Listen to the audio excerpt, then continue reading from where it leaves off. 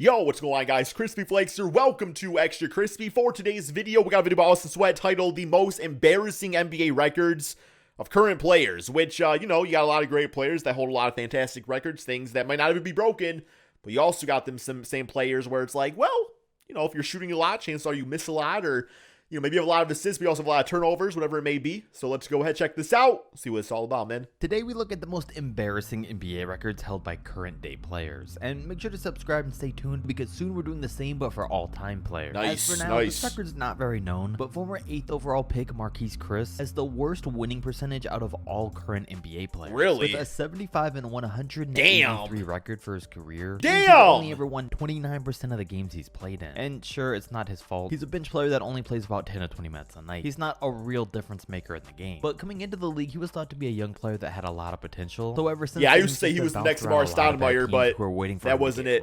Wasn't it? But he never has. And his luck hasn't been good either. Because in his first NBA season, he was on the pre-Chris Paul Suns, who had a 24-58 record. Stayed there the next year when they were 21-61. Then got traded to the 53-29 Rockets, but only played 16 games, which didn't give him a ton of time to get many wins. He was then moved to the 19-63. So the wins only count if you play? Is that how this record is going? I guess that would make sense. 2 years in Golden State, which would have been great, but it was during their injury years where they won a combined 54-83, and then he played this season on the 52-30 Dallas Mavericks. So he did actually end up getting some good wins this year. But like I said, he's not really the Where's one he in right control now? of this record, so it's not as embarrassing. But that's very different from James Harden, whose Here we record go. is extremely embarrassing and all his fault. And it all happened when the Rockets were playing yes, the Thunder. yes. He had a 15-point lead with the third quarter Damn. almost over. But even though James wasn't hitting any threes, he just kept shooting. So OKC came back, James kept missing, and he finished Been there, the night done that. on 1 of 17 from 3, which is the worst three-point performance in NBA history. Shit, in fact, man. there's only ever been 7 games where a player has missed 16 threes, and Harden has had 6 of them. And this isn't the first time something like that happened to Harden, who some people Yeah, claim you is would the think chucking the ball up there 17 times, like, you'd be good to make one. I guess he did make one. He did make one. greatest So. offensive player ever, because it's actually happened a lot. Like back in 2018 when he was a part of the Houston team that broke a playoff record for 27 straight missed three-pointers in a row in a game 7 against the Golden State Warriors. And it started in the second quarter when the Rockets were up by 15 at home, looking like they were gonna dethrone the Kevin Durant Warriors. But then they missed 3 straight threes in the second quarter, and James missed the next 6 in a row, taking them up to 9. The third quarter started. Yeah, that was and too much Houston of that missed damn 14 hero more ball straight going on. threes, bringing their total up to 23, letting the Warriors take a 7-point lead to close out the third. Then the fourth started, and they still kept shooting. Trevor and missed Ariza out there 4 more chilling. before PJ Tucker finally hit one. But by that point, it was way too late, and Golden State's lead was already too big, so they won the game. Come on, man, And do 3 during to the that dome. 0-27 Do it. stretch, Harden missed 10 threes, Eric Gordon missed 7, Trevor Ariza missed 6, PJ Tucker missed 2, and Joe Johnson and Gerald Green both missed 1. Now, Brook Lopez knows all about shooting threes and not making one, as he set his own record just several months later. Back in 2018, his What's three-point this? shooting had become a crucial part of the Bucks' offense, Right. and earned him the nickname Splash Mountain. But on this night, he was more like Crash Mountain, because it was a normal regular season game, except that Brook went 0 of 12 from the three-point line, which is the most attempted threes without a make ever in the history of the NBA. Steph Curry previously held 12. the I didn't know record, about and this I get one. everyone wants to break a Steph Curry three-point record, but this was the wrong one. And now I bet he's pretty mad that he owns it, but maybe not. Respect to him, though, for switching up his game to becoming a good 3-point shooter. Like, I don't know. It's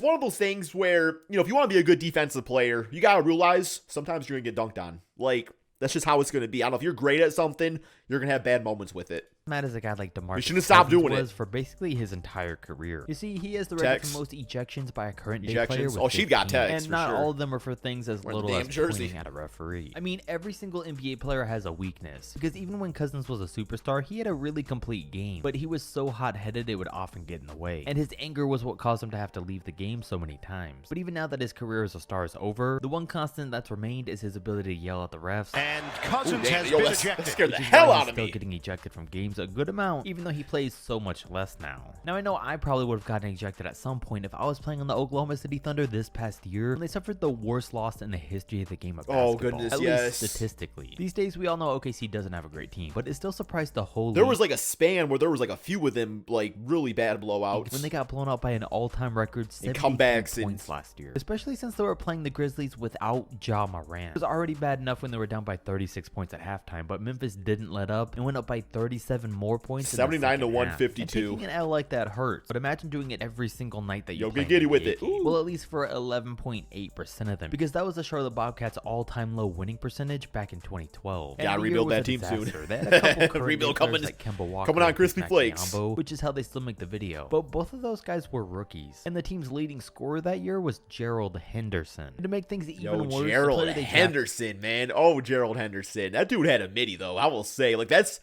one of those dudes you would pick up in NBA 2K, 2K11, 2K12, and you get yourself a good quality 73 overall with a great mid-range shot. With the pick that they got for being so bad that year was Michael Gilchrist. And it's really surprising that they don't hold the record for all-time longest losing streak in a single season, because that instead goes to the 2011 Cavs and the 2014 76ers, who both lost 26 straight games at one point. But both of these two do make Trust the process. sense. The 2011 Cavs were playing in their first season after LeBron James left them high and dry. They no longer had a star and basically had nobody left on the team, which just goes to show how important LeBron really is. Yeah, it was actually really bad because, the Cavs were thinking they might have got LeBron back, and LeBron literally waited till the last second, which it actually screwed up a lot of teams because, when you're waiting that long to hear about a player, you're not making moves because you don't want to, like, take yourself out of the LeBron James sweepstakes. It was kind of similar with, like, Kevin Durant, his trade rumor. Is seeing how the same team with him went 61 or and a proposal, I guess, or ask, 63 whatever it was he did. With the exact same team, just minus LeBron James. And as for the 2014 76ers, well, they were right in the middle of the process, so it's perfectly understandable how this team, without even a sniff of an all-star, would lose 26 games in a row. But no matter how important LeBron James is, don't let that distract you from the fact that he holds one of the worst all-time records in NBA history, which he broke 2 seasons ago, and that's the record for most turnovers of all time. And this is the turnover that did it. It is pretty surprising, though, to realize... See, that one don't bother me at all, because we know LeBron's usage on the court and his playmaking, because, I don't know, would you say LeBron's the greatest passer of all time? Right? Like, as far as, like, court vision goes, like, maybe you still think Magic Johnson or somebody like that, but I think longevity and all that. He averaged just about 3.5 a game for his career, but I guess it does make sense. John Stockton got a lot of assists, but actual, like, court vision, I think, does have a lot to do with his longevity, though. I mean, you look at all the top guys on this list, and they've all had 20 or near 20-year careers. But, oh, what's this? Russell Westbrook's top 5, even though he's played far less games than everyone else. He's climbing the board for that record, but one of the most embarrassing that he actually was a part of was back in a 2017 game for the OKC Thunder, where his team missed the most shots in a row that we've ever seen, with 24 shots, leading the team to shooting 35% on the night, with Russ himself going scoreless. My fist would be through the wall watching that game. Him, it wasn't because of the Wizards' defense, it was just because they were just missing shots. But while we're speaking of LeBron's teammates not being very that has to be the case, to be honest. Davis, who, sure, he only played 40 games last year, but within those 40 games set an all-time record for worst three-point percentage in a season by a star player at 18.6%. He was off on every... Really? That's the worst of all time?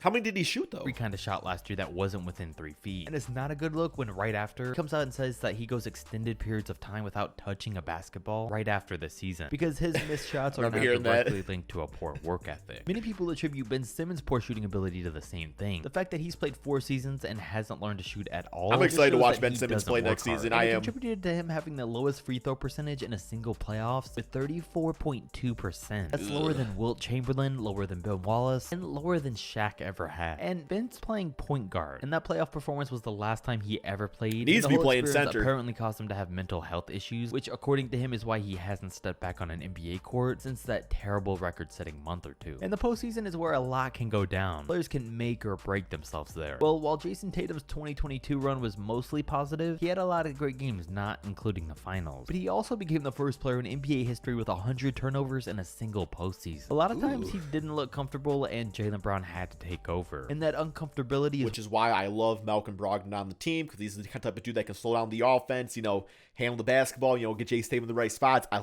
love that signing so much. What caused him to average 4.2 turnovers a game all the way through their finals run. But I think it's okay because the Phoenix Suns had by far the most embarrassing 2022 playoff performance, where they talked trash to Luka all throughout their series. And most people thought they had it locked up with Game 7 being at home. Well, that was until they scored 27 I do respect points talking trash before you get the victory. Just as many points as Luka had. And the 27-57 score at halftime was the largest halftime deficit in a Game 7 that the game has ever seen. And it doesn't make sense. How could two teams be so evenly matched that it needs to go to a Game 7 and then they get blown out by 30 in just 2 quarters? Well, just ask the Phoenix Suns. And the Booker and Luka memes will never get old. But Giannis has them has. Because he's currently the oldest player in the NBA on any roster. Well, I don't know if this one is technically an official record, but it's got to be something. Because while Giannis is going into his 20th season, is that embarrassing though, or a W? A enough games to make up 8 entire seasons. So he's technically only played 12 seasons worth of games. And some That's a damn W if you ask me. This man's getting that paycheck to not play in 8 NBA seasons. Like, I have not played in 8 NBA seasons. I don't get to get a damn dime for it. Some of it is due to a couple injuries early on, but most of it is these past 7 years where he's been kept on the roster, and it's gotten to the point where it just seems like he's a player coach. Gotta protect coach. He's only played 95 total games the past 7 years, which is only 16% of the total games that he's been eligible for. And he hasn't had any major injuries or anything. He even only played 3 total minutes the entire 2021 season. So I think it's time they switch things up with Haslam's job title. And if you want to switch to a new video, make sure to click this one on the screen now, because I'm... All right, that's all we got. Very interesting video as always. Thank you all so much for watching. Peace out, my friends.